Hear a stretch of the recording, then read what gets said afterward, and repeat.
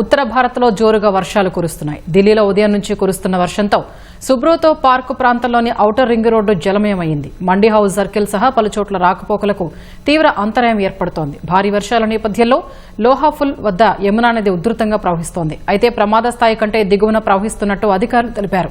ఉత్తరప్రదేశ్లోని గజియాబాద్లో వర్షం దంచికొడుతోంది. వరద నీరు చేరడంతో గౌశాల అండర్ పాస్ జలమయమైంది. రాకపోకలకు తీవ్ర అంతరాయం ఏర్పడుతోంది. హిమాచల్ ప్రదేశ్లోని సిమ్లాలో ఎడతెరిపి లేకుండా కురుస్తున్న వర్షాల కారణంగా ఆకస్మిక వరదలు సంభవించాయి. కుల్తా నాలాలో పలు వాహనాలు వరద నీటిలో కొట్టుకుపోయి ధ్వంసమయ్యాయి.